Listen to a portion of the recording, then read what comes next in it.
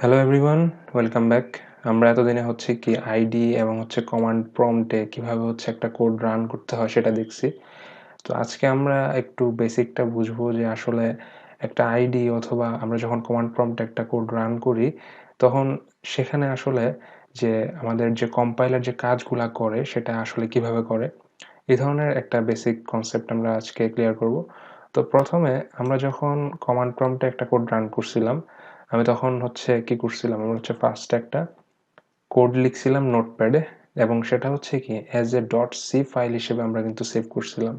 কারণ হচ্ছে আমাদের কম্পাইলার সি ফাইল ছাড়া কিন্তু সে কম্পাইল করতে পারবে না, বিকজ আমাদের কম্পাইলার হচ্ছে জিএনইউর জিসিসি কম্পাইলার, যেটা কিনা আমাদেরকে কোডকে ইন্টারপ্রেট করে। তো আমি ওই দিন বলছিলাম যে আমাদের কম্পাইলারের কাজ কি, সে হচ্ছে একটা ইন্টারপ্রেটার। লাইক আমি যখন বিদেশে যাই বা বিদেশ থেকে যখন কোনো একটা মানুষ আসে তার সাথে কমিউনিকেট করতে হলে আমি যদি ভাষা না জানি, তখন কি আমার একটা ইন্টারপ্রেটার দরকার হয়। তো সিমিলারলি আমরা যে কোডটা লিখছি সি প্রোগ্রামিংয়ে, সেটা হচ্ছে গিয়ে একটা মানুষের বোধগম্য একটা ল্যাঙ্গুয়েজ। তো যেটা কিনা অনেকটাই হচ্ছে আমরা বুঝতে পারি যে ওইখানে যে সিনট্যাক্সগুলো আছে বা আমরা যা যা লিখি সেটা অনেকটাই বোধগম্য বা আমরা শিখতে পারি ওইটা। আর যে সিপিইউ আমাদের যেটা প্রসেস করে যে ডাটাটা, সেটা হচ্ছে দেখতে অনেকটা এরকম। তো এখানে কি অনেকগুলা 0 এবং 1, মানে সে বাইনারি ছাড়া আর কিছু বুঝে না আমাদের যে কম্পিউটারটা আছে। তো সে বেসিক্যালি এই বাইনারি বুঝে এবং হচ্ছে আর কিছু ছোটখাটো কাজ করতে পারে, লাইক হচ্ছে যোগ বিয়োগ গুণ ভাগ এই ধরনের একটা কাজ করতে পারে। একদম আমাদের পুরনো যে প্রসেসরগুলো ছিল বা কম্পিউটারগুলো ছিল, সেগুলা বেসিক্যালি এই কয়েকটা কাজ করতে পারতো, জাস্ট কিছু যোগ বিয়োগ গুণ ভাগ। আর সে বুঝতে পারে হচ্ছে এই ধরনের কিছু জিনিসপত্র, শুধু 0 এবং 1, আর কিছুই সে বুঝে না। তো একটা প্রোগ্রামিং ল্যাঙ্গুয়েজ যেটা আমরা হচ্ছে নোটপ্যাডে লিখছিলাম এবং হচ্ছে কি সি ফাইল হিসেবে সেভ করছি, সেটা আমাদের এই কম্পাইলার কি করলো, মেশিন কোডে রূপান্তর করে দিল আমাদের প্রসেসরে। যখন হচ্ছে সিপিইউটা প্রসেস করছে, সে কি করলো, এটা মেশিন কোডে রূপান্তর করলো। করে সে এরকম একটা কোড ডট এক্স নামে, মানে হচ্ছে এক্সটেনশন ফাইলটা তখন চেঞ্জ হয়ে গেছে, ইএক্সি হয়ে গেছে, এরকম একটা এক্সটেনশন ফাইল নিয়ে সে একটা প্রোগ্রাম ফাইল ক্রিয়েট করলো বা অ্যাপ ক্রিয়েট করলো, যেটা হচ্ছে কিনা আমাদের মেশিন বা হচ্ছে আমাদের সিপিইউ রান করতে পারে। এটাই হচ্ছে আমাদের এই বেসিক্যালি এই জিএনইউ এর জিসিসি কম্পাইলারের কাজ। আইডির প্রসঙ্গ যখন চলে আসে, সে আইডিটা আমাদের এই যে নোটপ্যাডে লিখে তারপর হচ্ছে কম্পাইলারকে কল করে ডিরেক্টরিতে রান করতে হচ্ছে একটা হিউজ কাজ। ওই ফুল কাজটাই কি করে আইডি শর্টকাটলি করে ফেলে। তো আইডি আলটিমেটলি সে হচ্ছে প্রথমত একটা সি ফাইল ক্রিয়েট করে, সে একটা এরকম সি ফাইল ক্রিয়েট করে, দেন সেটাকে কি ইএক্সি বা এক্সিকিউটেবল ফাইলে কনভার্ট করে, সেটাকে আমাদের কি রান করে দেয়। আমরা যখন কনসোলে রান করি তখন কি সেটাকে শো করে। তো এরকম এই ফুল জিনিসটা আমরা এখন হচ্ছে কোড ব্লকসের এনভায়রনমেন্টে গিয়ে দেখব। তো চলে যাই আমরা কোড ব্লকসের এনভায়রনমেন্টে। তো আমরা কোড ব্লকস ওপেন করলেই কি ফার্স্টে এইরকম একটা এনভায়রনমেন্ট দেখতে পারি, তাই না? যে এটা হচ্ছে কোড ব্লকস খুললে, তো আমরা ওই দিন একটা প্রজেক্ট ক্রিয়েট করছিলাম। তো প্রজেক্ট ক্রিয়েট করলে যেটা হয় যে একটা প্রজেক্টের মধ্যে অনেকগুলা ফাইল থাকে। লাইক এখানে আমরা যখন এখানে যখন আমরা নিয়ে যাব, এখানে অনেক এমটি ফাইল, মানে হচ্ছে সি ফাইল, দেন আমরা আলাদা করে ফাইলও ক্রিয়েট করতে পারি, ক্লাস, প্রজেক্ট, এই ধরনের জিনিসপত্রগুলো আমরা ক্রিয়েট করতে পারি এই আইডিতে। তো আমরা যখন একটা প্রজেক্ট ক্রিয়েট করি তখন যেটা হয়, একটা প্রজেক্টের মধ্যে অনেকগুলা লাইব্রেরি ফাইল বা অনেকগুলা সি ফাইল থাকতে পারে, রাইট? সো এই যে অনেকগুলা ফাইলের সমন্বয়ে যে একটা প্রজেক্ট গঠিত হয়, সেটার এক্সটেনশন ফাইল থাকে হচ্ছে সিবিপি। আপনারা যখন প্রজেক্ট ক্রিয়েট করবেন দেখবেন যে ওই প্রজেক্টের একটা আলাদা ফোল্ডার ক্রিয়েট হয়ে যায় এবং প্রজেক্ট ফাইলের এক্সটেনশন থাকে কি সিবিপি বা হচ্ছে কোড ব্লকস প্রজেক্ট। আর আমরা আজকে একটা এমটি ফাইল ক্রিয়েট করি, রাইট? একটা এমটি ফাইল যখন আমরা ক্রিয়েট করি, এই যে একটা এমটি ফাইল এখন ক্রিয়েট হয়ে গেছে। এখন এই এমটি ফাইল আমি যদি সেভ করি, আমি সাপোজ এই ফোল্ডারের মধ্যে এটাকে সেভ করব। তো এটার একটা নাম দিই আমরা, যে হ্যালো ওয়ার্ল্ড। এখন এটা কি, এটা দেখুন সেভ অ্যাজ টাইপ হচ্ছে কি C or C plus plus. আমরা একটা ফাইল ক্রিয়েট করতেছি, রাইট? ওকে, আমি সেভ দিচ্ছি এটাকে। এখন এটা কি হয়ে গেল, hello world.c, ঠিক আছে? তো এর মধ্যে যদি আমরা এখন হচ্ছে স্ক্রল করে কন্ট্রোল ধরে স্ক্রল করে কি এটাকে একটু জুম ইন করলাম, এটার মধ্যে আমরা ওই দিনের মতো কি কোড লিখতে পারি, ঠিক আছে, ইনক্লুড stdio.h, এভাবে হচ্ছে কি আমরা কোড লিখতে পারি।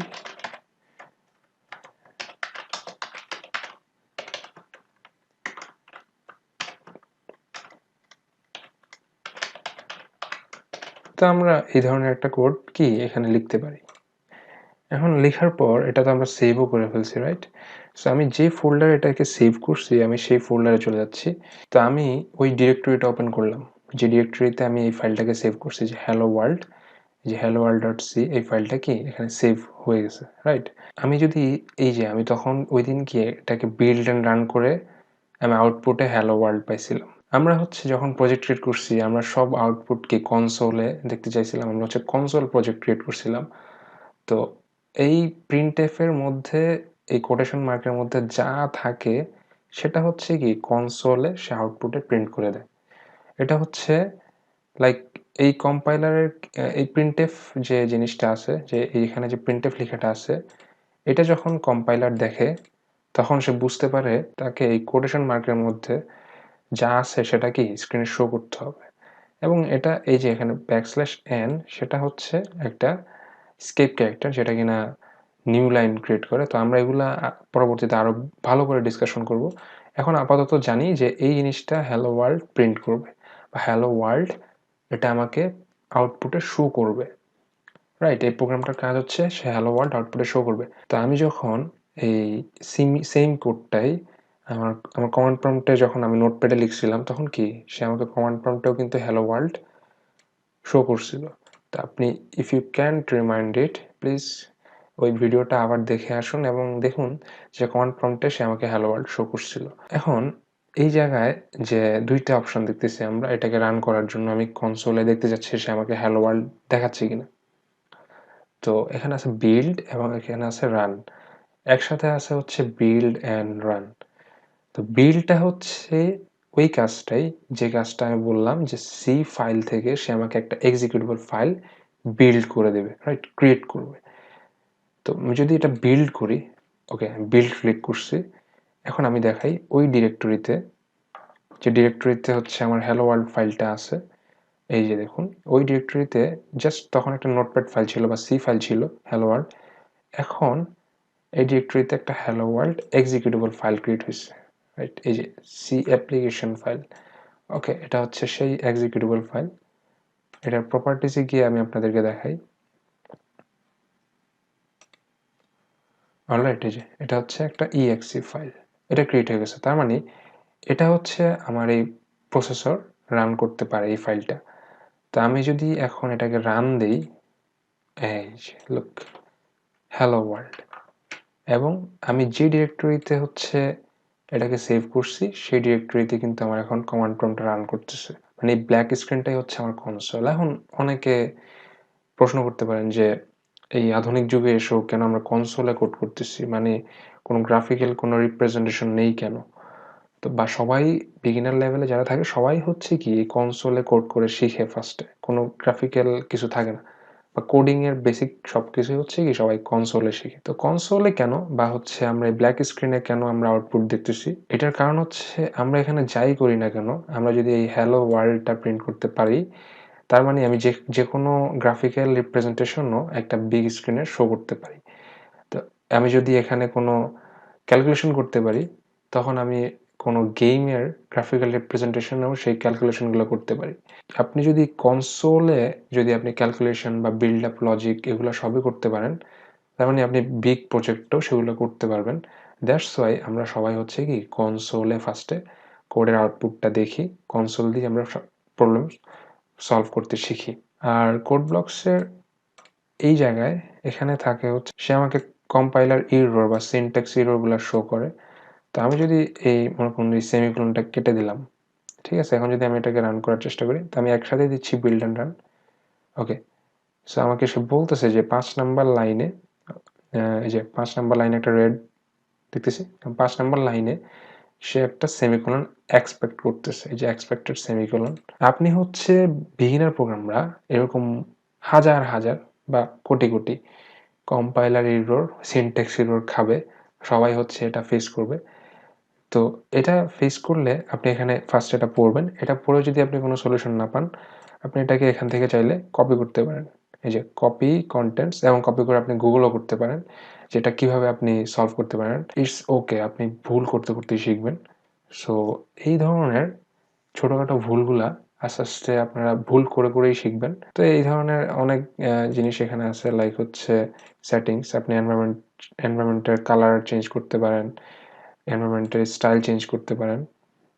রাইট? এই যে ভিউ এগুলা চেঞ্জ করতে পারেন আপনি চাইলে কালার্স। এখানে ডিবাগিং টুল আছে। ওই জাস্ট একটা নির্দিষ্ট সেগমেন্টের বাগ ফিক্স করার জন্য হচ্ছে কি আমরা ডিবাগিং অপশন ইউজ করতে পারি। সো এই ছিল হচ্ছে আমাদের কোডব্লকস আইডির বেসিক এনভায়রনমেন্ট বা একটা কম্পাইলারের বেসিক কাজের ধরন। তো আশা করি যে সবার এই জিনিসটা নিয়ে আর কোনো সমস্যা হবে না।